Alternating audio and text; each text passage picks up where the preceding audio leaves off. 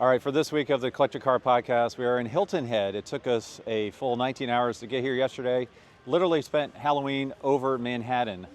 So it was quite a trek, but we made it here. It's a beautiful day and never been here before. I've heard wonderful things, so really looking forward to experiencing it today. And you can see today is Saturday morning. It's not the official car show, and we have this McLaren F1 GTR here. Is just incredible to see today.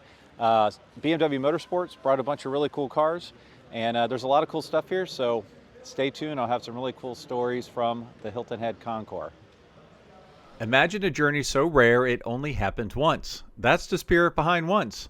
Exclusive, one-time only adventures that will never be repeated.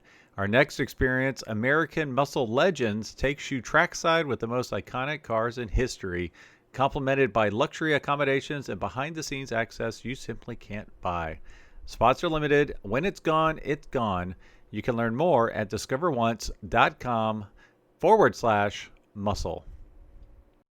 RM Sotheby's is the world's largest collector car auction house by total sales. They are the preeminent market maker of high-quality collector cars and collections, regardless of size or complexity. By working in partnership with the Sotheby's team and its network of 80 offices in 40 countries, RM Sotheby's has established the largest client network of any collector car auction house in the world. Join the RM Sotheby's family by connecting with one of their car specialists at rmsotheby's.com or contact me directly at gstanley@rmsotheby's.com. All right, so I have the featured collector here, Dale Critz Jr. How you doing, Dale? I'm doing great. How about you? Good. We're here early Saturday morning.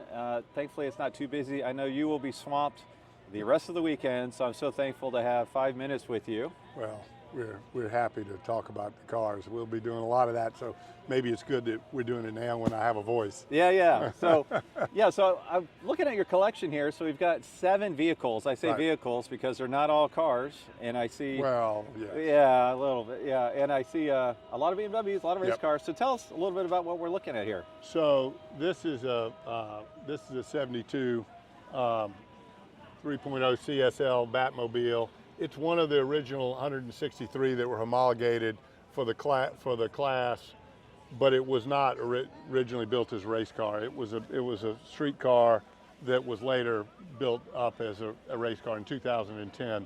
And I've had it for a couple of years, and I bought it so that we can race it. So continuing on the sort of race car theme, this is an interesting car, and in the BMW world, it's sort of famous. It has a name.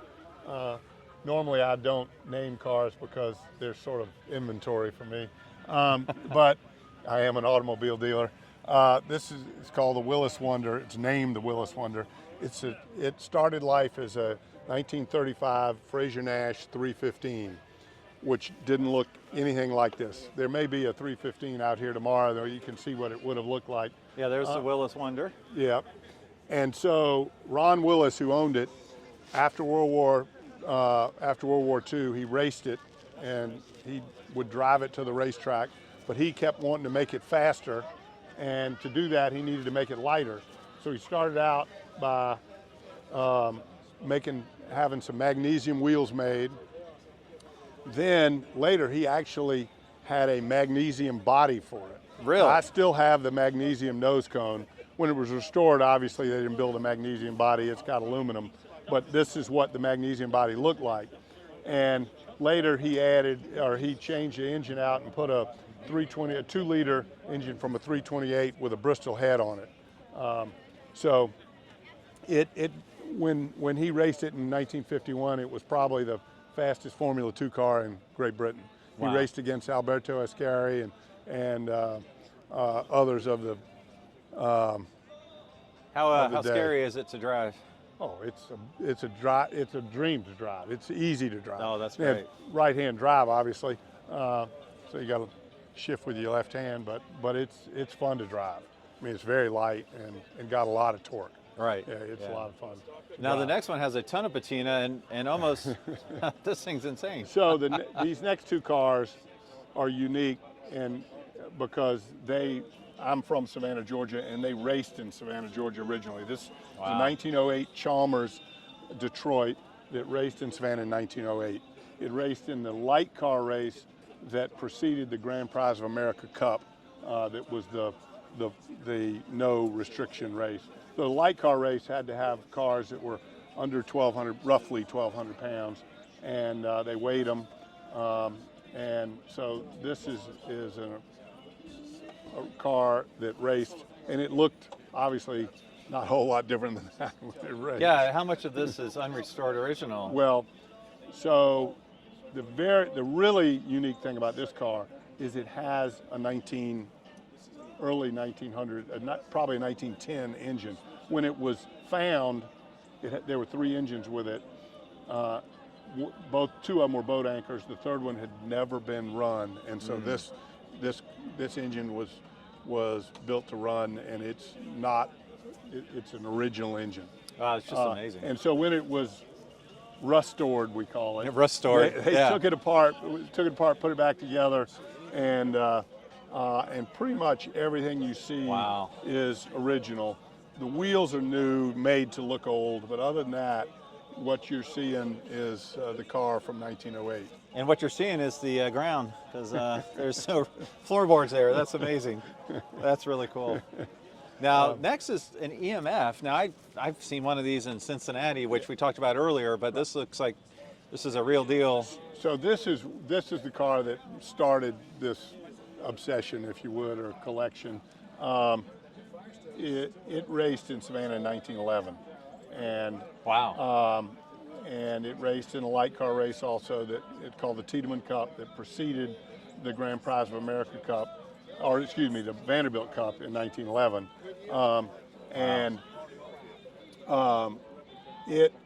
EMF sent 3 cars to Savannah to race in that race. They were liveried 33, 34, and 35. They were identical.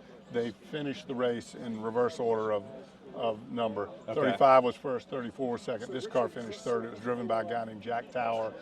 Interestingly, Barney Oldfield, who had been banned at that point, if you know anything about early racing, from 1910 because of his match race with Jack Johnson, he came to Savannah under the guise of a press pass, and he was working for Goodrich, and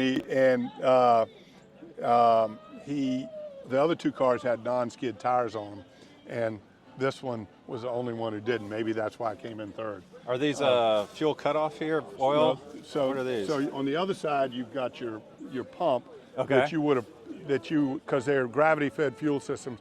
It would have pressurized either the fuel tank or the extra oil tank, and these valves were to cut off which one the pump was gonna pressurize. So it's straight 4? Yep, it's a 233 cubic inch 4-cylinder. Wow. And what does EMF stand for? Everett, Metzger, and Flanders, who were the 3 principals in the company. Barney Everett had originally built bodies for Ransom Olds, and Walter Flanders was the real engineer. He worked for Henry Ford and was Henry Ford's head engineer prior to leaving and starting EMF. Okay. Yeah. Now, I joked that not all were cars, but this could be a car here, even though it looks like a delivery truck. So, well, originally, so the research on the serial number says that it was what they call a limousine, which is what this is. Now, so we're looking at what for my audio only? It's a 1930 Dixie. And it's okay. Okay, and Dixie was the first cars that BMW built. You know, they built airplane engines before that, and they bought the design of the Austin 7 and turned it into the Dixie. And the unique thing about this Dixie is it's the oldest BMW in the United States. Wow, what year? 1930. 1930. And it was restored as a limousine. There's a car, or there's a delivery van like this in the BMW Museum in Munich, and this restoration was patterned after that. And since not so many people can speak German over here, we translated for parts everybody. in a hurry, right? Well, that makes sense. Yeah. Isla and Isla. Yeah. So it's not your traditional limousine. No, it's got a 750 cc 4-cylinder. Runs great. It'll run 45 miles an hour. Now, what was it called again? A Dixie. A Dixie. Yep. So you've got the 3 leaves here in the logo? Yep. Interesting. And when did they you change see that it? in the early logo. I should know, but I don't. Yeah, that's okay. Yeah. Man, Anyway. this thing's cute. It is. It runs great too. Scary to drive or okay? Oh, it's fine. Yeah. I have to bend my head over to get in it, but if you're a little shorter, you're fine. Now, these next two cars These are cool. Wow. are 1600s. This is a 1600 GT. That thing's nice. And then the other one is 1968. The other one's a 1970 1600 Cabriolet. The GT is an interesting, because BMW bought Glas, GLAS GmbH, which was another car manufacturer in Germany, and they bought the company, and their plant was in Dingelfingen. And this car, Glas, originally commissioned this body by Frua, famous Italian designer Frua, and commissioned this body, and they made Glass GTs prior to BMW buying the company. And when BMW bought them, they had commitments for these bodies, so they put the 1600 running gear in it and made it a BMW 1600 GT. It's a beautiful little car. When I first saw it from the back, not realizing most of these had a BMW connection, I thought it was an ASA. Right. Right? Those little ASAs built by Ferrari. A lot, well, Italian designed. Yeah. And you don't see many of them in the United States because they never brought it over here. They were also famous for rusting quickly. So The best color combo in the They world. only made 1,300 of them, and not anywhere near that many. Silver and red. Still in existence. Yeah. Stunning little car. So, yeah, this is a stunning little car. Did you have it restored, or was it this way you bought it? Well, this was owned by a member of the BMW Classic Car Club named Elliot Schnackenberg. He passed away, and his son was selling his cars. He had both of these cars, and my friend who runs the BMW Classic Car Club, Dirk DeGrin, called me and said, "Dale, you need to buy these cars." And Those are good friends, because if they're friends that know what they're talking about and they give you a heads up. Well, but the first question's always, well, if it's so great, why haven't you bought it? Exactly. He says, well, I already have one. So anyway, I bought the GT. A friend of mine bought this car, also a friend in Savannah, and I knew he would get tired of it after a while, so I ended up with it. And I've just driven this car 700 miles Wow. through the mountains of North Carolina, and it runs fabulous. Wow. And is really bulletproof. Convertibles by BMW, or? This one was Bauer built it. So they did very few of those, right? Right, now the Bauer you usually think of is the one that's sort of the Targa looking Yeah. roof, but Kind of ugly and awkward, right? I Well, guess maybe not. You're all BMW. It all depends. It all depends. Not to a BMW aficionado. Well, this is stunning, yes. Yeah, great colors. You know the name of this color? This is called Reseda Green, and it's original BMW color. Wow. Well, Dale, thanks so much. Yep. I appreciate your time today. Great. Thank you. All right, so I am extremely excited to have a previous podcast guest on, Kevin McKay. How you doing, buddy? I'm doing well, my friend. How you been? Good, good. I did not expect to see you here today, much less with so many incredible Corvettes that you brought with us. So if you would, could you just give me kind of a little overview, a little taste of this incredible line of cars here? Absolutely. This is really what I love about these kind of cars, especially American cars, is the history. Cars that went to Le Mans, Daytona, Sebring. To me is where my interest is, and a lot of the other people's interest is. So we bought 6 very, very special cars here, and this particular car is a 1969 factory L88 BFG Stars and Stripes Greenwood Racer. We got complete chain of ownership on the car. It's well documented. It's restored back to its correct period of time, back in 1972, 1973. This is one of the cars that was one of the tire test cars for BFG tires, actually. Big tire war back in then. This was started the radial tires. Wow. So if they did well, they were on the map. And if they did poorly, they were forgotten.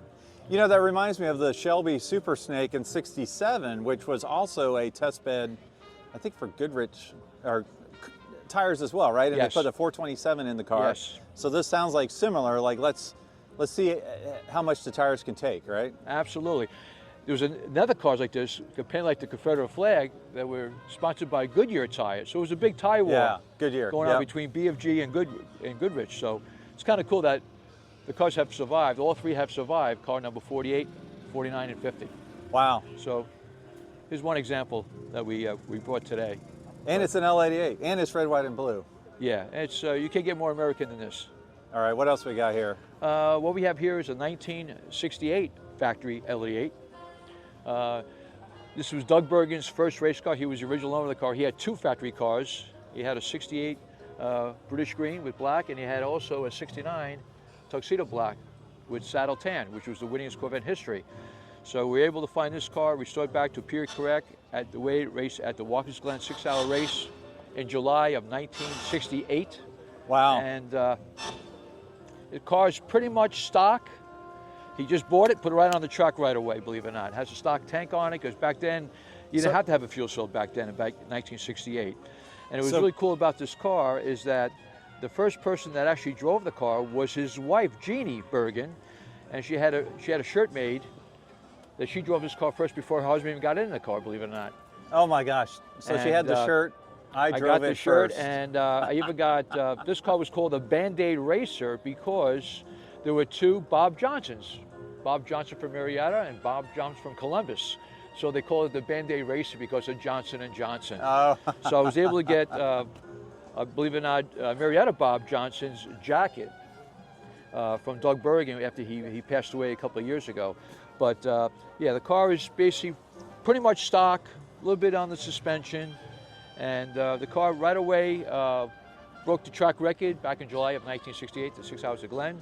And it's kind of a special car. I'm glad I'm fortunate to have on this car too, which is So really this cool. is a little nerdy here. So was it a factory radio delete? Oh, all factory L88 cars were radio delete. But not AC. I noticed all the AC controls are out. They did that afterwards, right? Well, there's no air conditioning. They could get air conditioning with L88s. Right, They only made 80 in 1968. They made 20 in 67. They made 116 in 69. 99 4-speeds and 17 automatics, believe it or not. But yeah, these are pretty rare. And this has the original window sticker, actually. He had So on is the that wall. both blank plates factory, or is the top one No, factory and the other one was this custom? This is a factory, and this is all aftermarket stuff that they race. Yeah, Still okay. on the gauges, the whole bit. Yeah. The Jones tack. Yeah, it's pretty much stock seats it had on it back then in 1968. And this is in your personal collection? Yes, it is. Oh, yeah, nice. one of them. Nice. Yeah, very fortunate to have it. It's great. And in fact, I was just with Mr. Bergen, who's 94 years old. He went out, he bought a brand new C8. Believe it or not, he's still driving around. 94-year-old guy. God bless him. Wow. That's how I look at The it. C8s are not bad either. Yeah. Another very, very special car. This car is the only 62 Chevrolet Corvette that went to the 24-hour at Le Mans. And the car has been survived. We were fortunate enough to write to Le Mans and get the serial numbers of all the Corvettes that went to Le Mans. And it was owned by a good friend of mine who passed away. Now it's owned by a guy named Steve Lightstein. And just a wonderful piece. But knowing that these cars have survived all these years, and these cars, let's face it, they were beat to death. They were trashed, you know. Yeah. They were converted back to, some of them were converted back to street cars. This Right. car was converted back to a street car. It was red on red when the car was found. Now, aren't the, am I correct, the Rondell lights are off of a boat? Oh yeah. These are off of a boat, right? Yeah. Did I say that right, Rondell? Yep. Yes, you did. Yep. Pretty amazing. You know, kind of a stock body kind of thing here, a little air deflector, fuel injection, you know, heavy duty brakes. Just a wonderful, wonderful piece. Actually, that's the owner, Steve Lightstein, that owns the car. He's a clean freak. Steve, so thanks for bringing the car. just a, Something about the Rondell lights now, you see? yeah. Hey, you learned something from me? Right? Oh my gosh. Isn't that great? You That's probably told me, I just forgot. Yeah. And these are the Luca 3-4s they have here. They're European. So I noticed lightweight savings. They took all the Yeah. ornamentation off. They chromed it and the whole bit, so. You know, you hear about Porsche, if it's a race car, it's a decal. Right. If it's a street car, it's actual plastic. Right. Well, Chevrolet just ripped them off. Absolutely. Absolutely. Nice. Very cool. Yeah. Thanks for bringing it. No, Sure, appreciate it. Yeah. this is just This is quite a lineup. And actually, this is the 1960 Cunningham Le Mans Corvette, believe it or not. 19-year search. We found this car actually in a warehouse in West Palm Beach, Florida, sitting there since 1976. I owned the car for a little bit. I was in a major lawsuit with it. The judge decided I settled out of court, and they sold it they sold At our it auction, RM. at your RM Sotheby's auction house. Went to the original family of Cunningham, believe it or not, Briggs Cunningham. The grandson owns it, Jay Dewey owns it.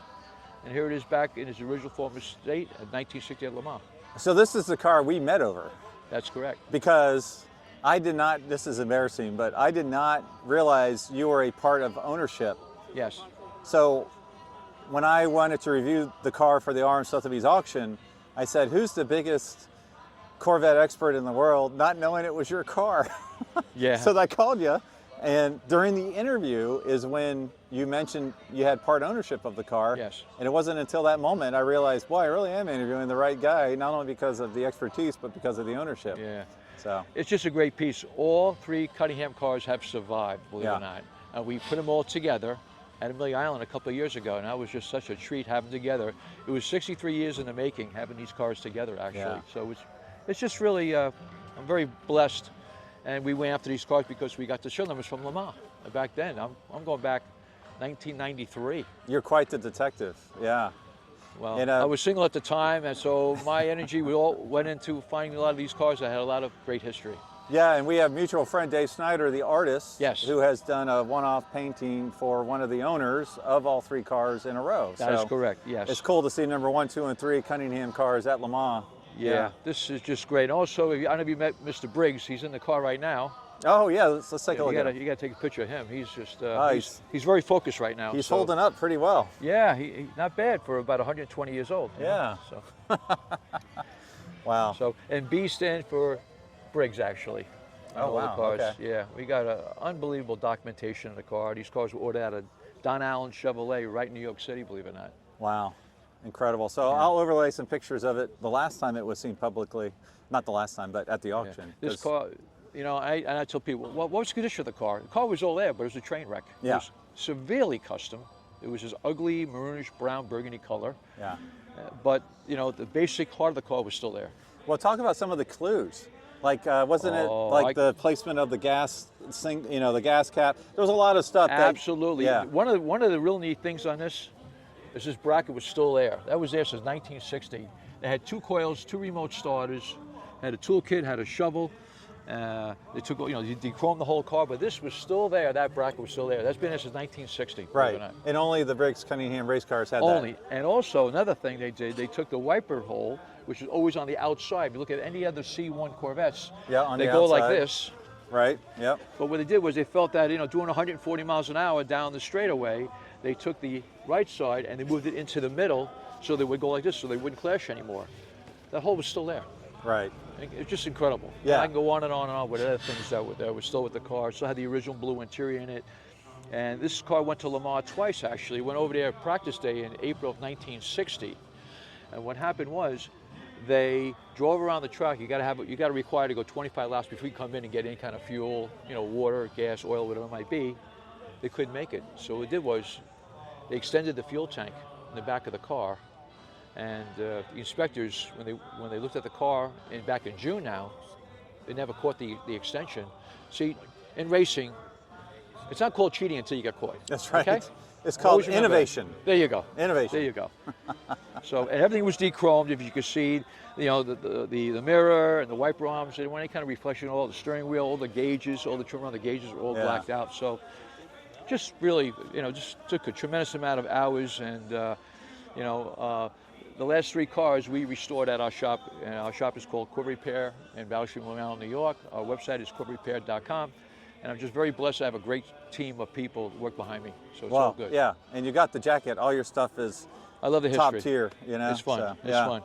This car we also restored. This is a 1957 car number 3 Sebring, second in class. The gentleman who owned this car had the car since 1964 down in Texas. This car was a drag car after it raced. Carroll Shelby raced this car, believe it or not. Believe it or not. Wow. He's a Ford guy, but he also raced. He was involved a little bit with Corvettes back in '57. Yep. We got a picture of him with his overalls on. Real country boy back in the day. And went to a great home. John Justice owns it out of Rhode Island, and we did like an autopsy party. before the restoration. An autopsy party, I love that. Before the restoration, we had a group of maybe a dozen or so people, experts, look at the car. And what really caught our eye, because there were 3 cars that actually went to Sebring. Car number 3, car number 4, and the practice car, P3.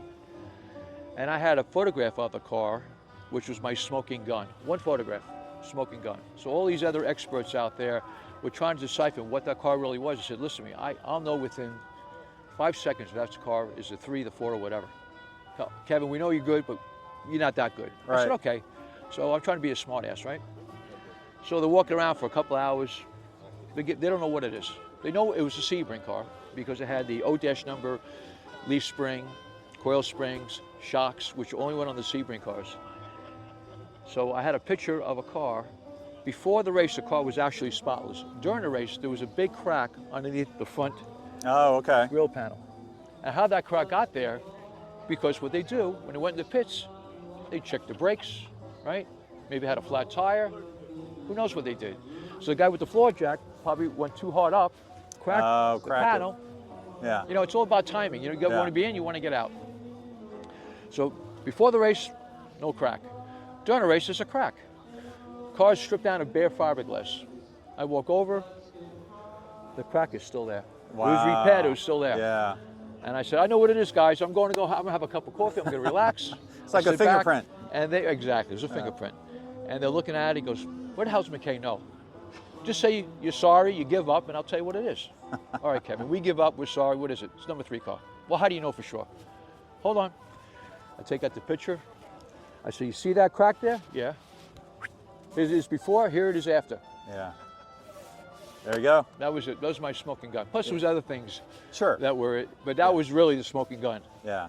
That's amazing. It was really, really, really just an amazing car. So, well, this has been an amazing run of cars here, but I know we're ending on a really spectacular car, right? This car is over the top. One of 2 hyphen SR2s, 1956. So we got here basically a 56, 57, 60, 62, 68, and 69, all in a row here. Just different generations and years. Wonderful car. This car went to Sebring in 1958. Car is purple. What was really neat about this particular car here, okay, Harley Earl had a son who raced a Ferrari back in the 50s. Your dad's a big shot at GM. So the upper brass got on the old man's case. He says, hey, why's your son racing a Ferrari? He should be racing a Corvette. Let me talk to my son. Jerome, you gotta race a Corvette. You're embarrassing me at work, okay? Yeah, but Dad, I really don't like the way to look of the Corvette. I like the way to look of the Ferrari. He goes, listen, I'll build you something that'll be so over the top, you're gonna love it. So he built 2 high-fin cars. This is one of them. This was the first one built, actually. And of course, when his son saw it, he goes, oh, my dad, this is the coolest car I've ever seen. And then he started racing a Corvette, okay? And after a while racing it, he got rid of it. The car was drag raced for a little while, sold on an open lot. And the car was owned by a gentleman named Rich Mason back in 1987. I remember I was at Monterey looking at the car.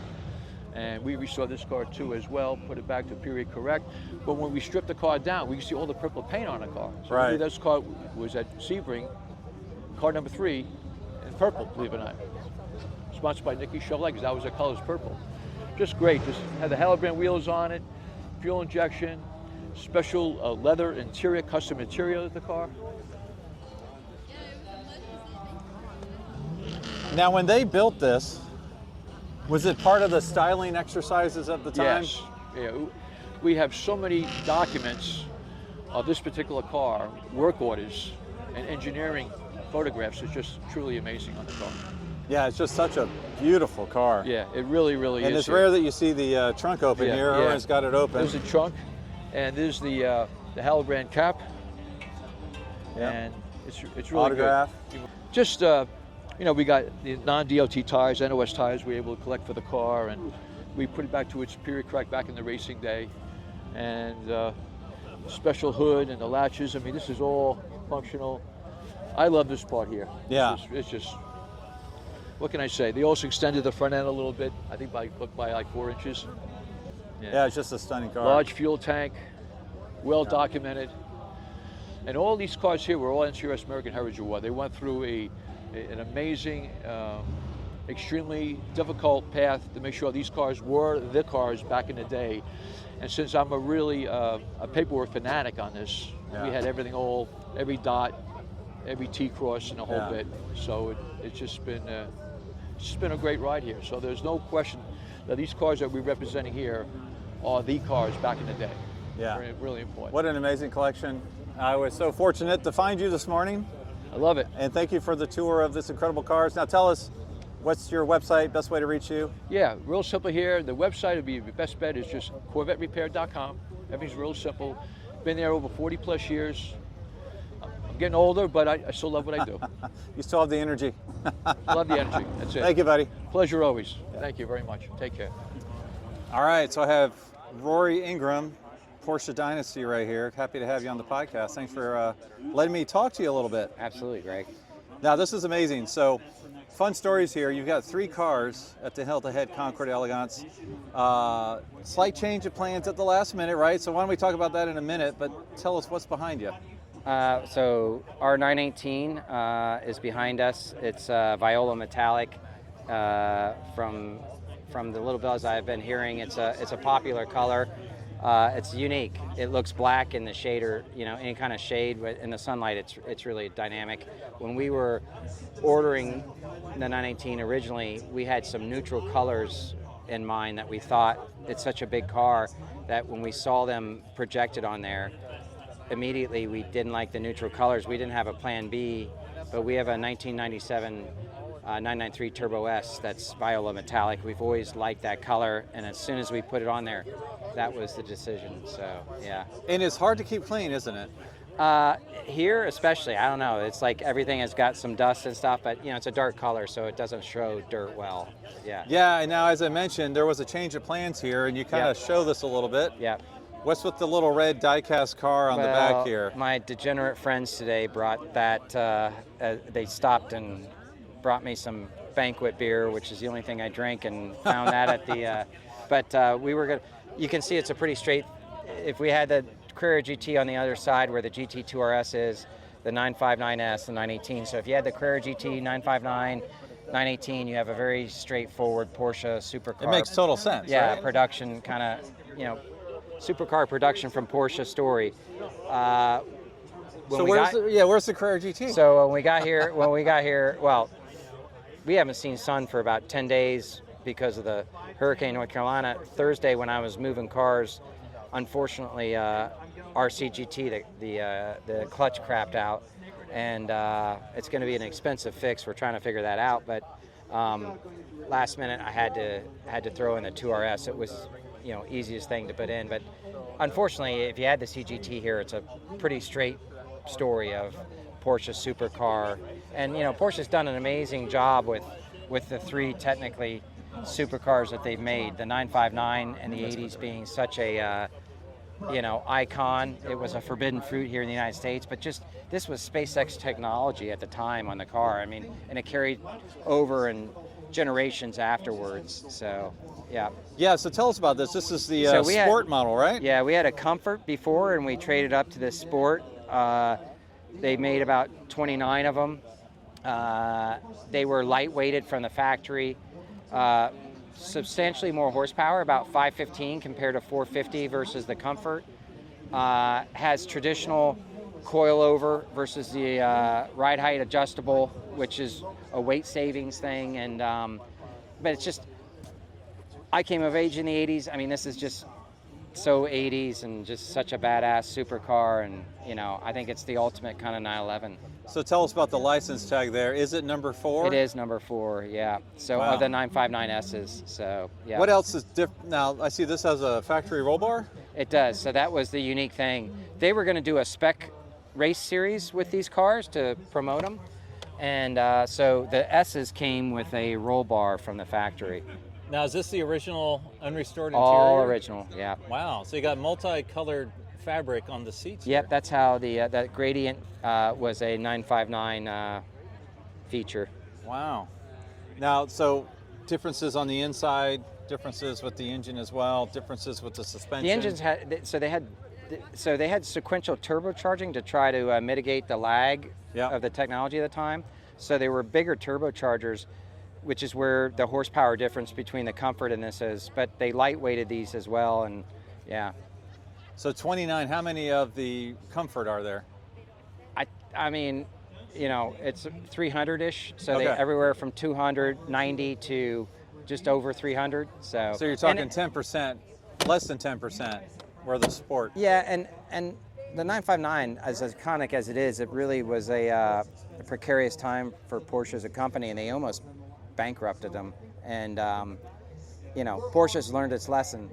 You know, they made too many Carrera GTs, and then, you know, 918s. You know, they were the only, between the LaFerrari, the P1, and the 918. I think they were the. You never make money on these, but I don't think they maybe lost as much as the other ones. So Yeah, so you know, all you need is one seatbelt recall, and you've lost your whole profit margin on those cars. So now you and your family are historic Porsche folks. You know your stuff. So what went into finding this particular one?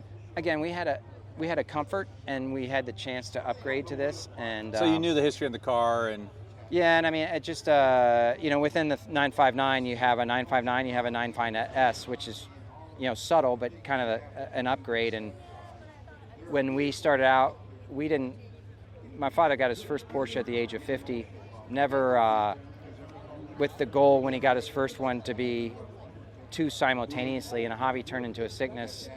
Obviously became a pretty well-known collector, but early on, we were hoarders, collectors, then connoisseurs, and we used to try to buy the best we could afford, and then we could sell that and then upgrade, and that's kind of what we did with the Comfort to the 959S. Yeah.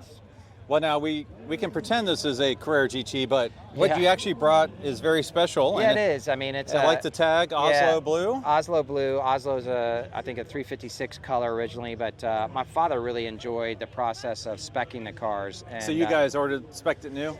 bought it. We PTS this, but it's a very Sonderwush inside. It's got Explain Mondrian- Sonderwush for our folks. So it's the Special Wishes program that Porsche had in the 70s, 80s that basically at the time increasing profitability on cars of taking them off the line, which didn't cost them a dime, and charging more to put Special Wishes in them. And nowadays, as much as Porsche charges, as much as their production is, they're more hesitant to do that as much as they make. It's interesting though, because the crazier stuff specced out nowadays, it's, you know, the cars are worth more.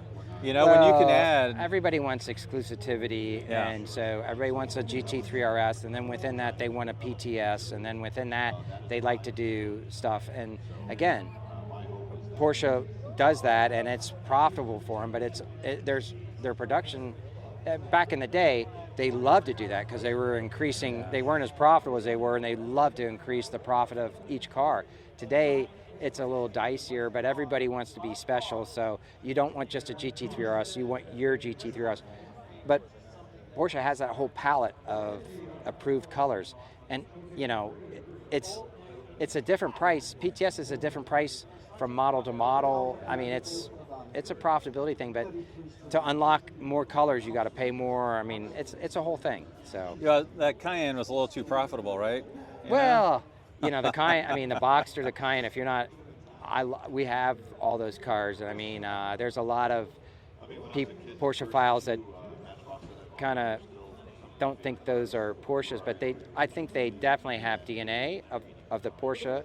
And I think the Boxster saved the company. So, Yeah. you know, yeah. If you don't like it, you should be thankful for it. Right. So, yeah. Could you point out some of your dad's Sonderwishes? The deviated stitching, the two-tone leather, the Madracana seat inserts.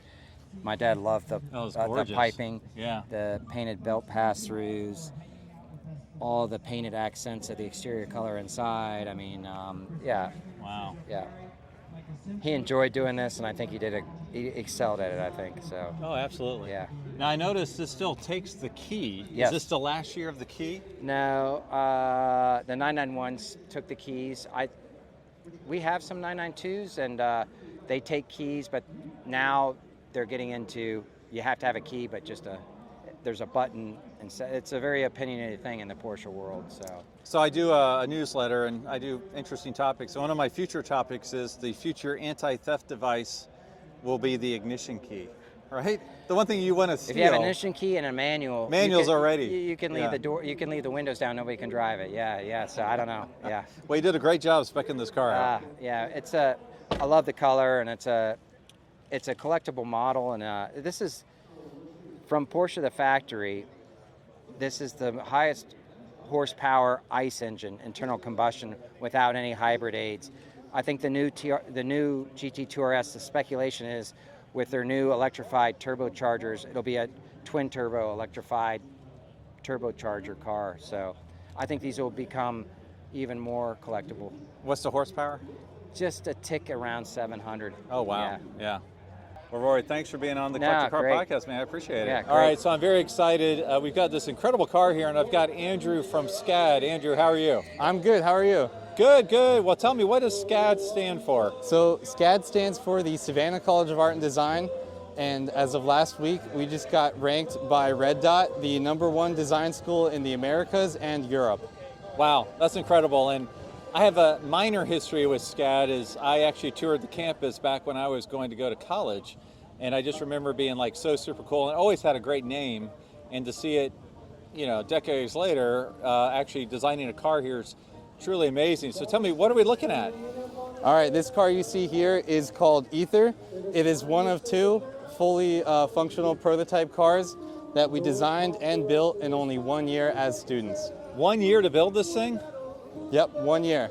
Now, what were the goals of the car? Obviously, as a designer, you just don't say, hey, I'm going to do something. Like, what were the goals of this project? So the goals of this project, and the reason that both of these cars exist, is to get the younger generations excited about driving again. So you're a younger guy. Yes. Are you excited about driving? I'm very excited. You are, okay. But as we know, a lot of younger kids maybe don't want their driver's license immediately, right? Yep, so we found that this is crazy, but about 75% of 16-year-olds from Generation Z don't want to get their driver's license. 75%? Yes, it's crazy. Wow, okay. So, and we really found that there's nothing out there that excites a young kid to drive. And there's a lot of other alternatives, like your parents could drive you around, you have Uber, Lyft, or you even just have a friend with a car, so there's no need. Right, yeah. And so obviously this is an exciting looking car, but tell us a little bit more specifics, like what's it powered by? What was the thought behind the center seat? Okay, so I'll start by speaking to the design of the car. What we did was we looked at what is their first interaction with driving, and we found that that's almost always in a video game. So the 3-seater setup mimics a racing simulator. So in your simulator, you have your seat and your steering wheel that's very much like a gaming controller, and then you have 3 monitors in front of you. That would be your game display. Oh, wow, okay. But what we did here is these 3 screens are actually for your cameras. So instead of mirrors, there's the display for your rear view, and then your 2 side view cameras. Wow, okay. That's a great mindset to make it look like a gamer's console. Yep. And then you have room for your 2 best buds behind you, like a McLaren F1, which is obviously one of the most famous modern cars existing. And then something great too about this setup, so number 1, there's no car under $3 million with this setup. Number 2, even if you're in the back seats, you get the front seat experience. So in a 4-seater, you got 2 people blocking you. Right, yes. And it's the ideal seating position for driving. Absolutely. Now, I know you mentioned it doesn't have headlights, but it does have some integrated lights here, right? Yep, it's got the DRLs. And these are very powerful. They do light up the road at night. And then what we would like to do is add in the projector lights and the high beams. And so you mentioned to get the attention of the young kids. What about the exterior design that the thought process was, this will grab their attention? So, couple big cues here. Number 1, you could see it's a very, very soft, organic feeling car. It feels very much hand sculpted, like some of the older vintage race cars. So a big car we took inspiration from was the Porsche 917 with a very beautiful organic sculptural front. Then if you look at the rear of the car, it's all open, exposed. We were talking about video games before, And we designed the rear to be very beautiful. Here's our electric motor that sticks out back here, and very much like a gaming computer. Okay, so it's an all-electric motor. Yes, it is. Okay, and you got these crazy, incredible brake lights here. Yep, so those are our taillights. And something really cool, I don't know, you might be able to get it on camera, but if you squat down a bit, you'll see they're in the shape of a Z. Oh, yeah. That's because us, the designers of the car, are from Generation Z, but we also designed the car for Generation Z. Oh, that's super cool. So it's a bit of a maker's mark impression on the car. And then it's hard to see. I'm trying to shine a light here. We actually have this backlit. So this panel, actually, I guess I didn't mention. Oh, the panel lights up? Yes, and so the exterior of the car, as well as the interior, is all 3D printed. Oh, wow. So we 3D printed with large-scale industrial printers, and then we reinforced the panels with carbon fiber. Wow. We did this because I mentioned the car was done in 1 year from sketch to functional prototype. So the blue body printed in 8 different sections, and it only took 1 week to print. Oh, wow. Okay, great. So on a very aggressive timeline, this was a new method of manufacturing that we wanted to pioneer and push and see what we can do. So it's rear-wheel drive? Yes, rear-wheel drive. Okay, electric powered. Yep. Approximate, I can't say horsepower. So it's got the car, some specs about the car. It's 130 horsepower, 180 foot-pounds of torque, but the car is only 1,900 pounds. Yeah, that's what I say. Super so the light. power of the rate, yeah, it's very snappy, very responsive. Now, what does it take to get this street legal? So, because I want one. Yes, this is the prototype. This is not production. A good bit would change if we were to push into production. And what this needs is, I believe right now it would need mirrors. I don't think that the cameras are legal yet. It doesn't have airbags too. You're right. So there's a lot more development that we could do to get it. Now you mentioned this is a ever-going project. You mentioned adding headlights. What are some other stuff that you think would be changed, addressed, improved upon, added in the future? Honestly, the more we drive it and test it, the more we just little quality of life improvements. Okay. Tuning the motor too. So right now it's capable of 120 miles an hour. We do have it governed down just for showcase purposes, but definitely, yeah. Now, is this the first car that SCAD has built? No, so the first car SCAD built was done in 1999. It was called the Exo Spider. It actually was shown here in 2000 at the Hilton Head Concours. Oh, wow, okay. So yeah, it was a great full circle moment. They've done other cars too since then. They've also done boats, jet skis, they did a hovercraft. SCAD's always looking to do big projects, and they just want to showcase, number one, what we're capable of as a design university, and number two, giving the students the opportunity to work on projects like this. Incredible opportunity. Now, I'm absolutely in love with this. I think it's gorgeous. I think it's super special. I would love to have one in my garage, but this isn't the only car here, or vehicle here, right? So let's check out the other one. All right. So now is this a new build? So this car is called Tier. That car over there is Ether, this is Tier. So SCAD has 2 campuses in the US. We have the Savannah campus where that car, Ether, was developed, and then the Atlanta campus where Tier was developed. We also do abroad in Lacoste, France, and then we offer online classes. But you might be asking, how do these 2 cars play into each other? They look so different. Well, if you think about designing for a teenager, what are 2 things teenagers love? They love freedom and power. So this car is an off-roader, all-terrain vehicle. That's your freedom, you can go anywhere. And then that's power, the powerful roadster. Yeah, this is really cool. I'm trying to picture these doors. Do they close up entirely, or is there an open space? Yes, they do. So they close up entirely. Oh, wow, look at that. This one slides in here, and then this one actually pivots. Ah, that's where I couldn't do the math. I was like, I don't see how this thing... Oh, Yes. Look at that. So they actually designed and engineered a full door mechanism here. That's very cool. But yeah, this one is very much like almost like a social gathering piece. So you can bring your friends with you, The seats pivot around too. It is electric as well. I mean, look at the hinges on this. What is these hinges made out of? I believe that's aluminum. Wow, look at this. Wow. And then, so the Ether car was 3D printed. This car is fiberglass. So CNC molds and then composite parts. So same electric powertrain? Not the same powertrain. It's I believe it's a front-wheel drive electric motor. Okay. Wow. And then solid axle in the rear. And when was this year as well? Yes. So these cars were built simultaneously. Does this light up, this dash area here? Yes, it does. So wow. this is just to mimic like a heads-up display. Okay. Wow, very cool. So are you working on another car for next year? We have some projects in mind. I don't know how much I could speak about them. You can tell me everything.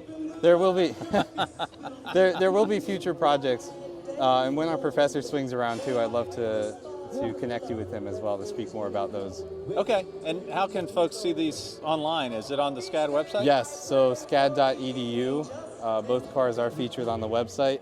We've also been featured in Forbes magazine on an online article, as well as Design, which is a big design magazine, and some other big media outlets.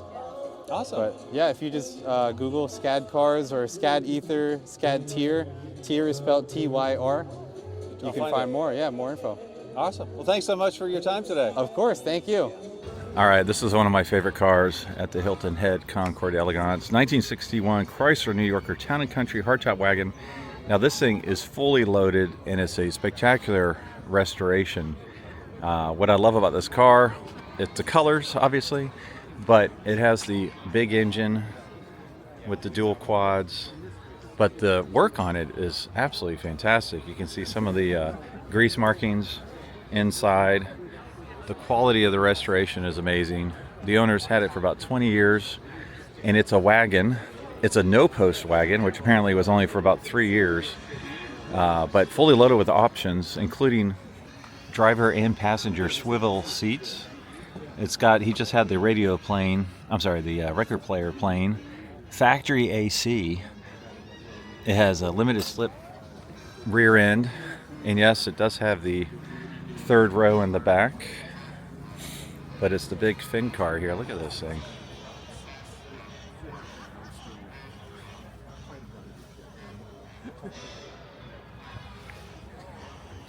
And I just love this rear end because you've got the little bumpers for when the tailgate's down. You've got the handles here if you need those. The blue ribbon. But stunning. He's got the license tag, fins. Oh look, he's getting a ribbon as we speak. Blue ribbon. So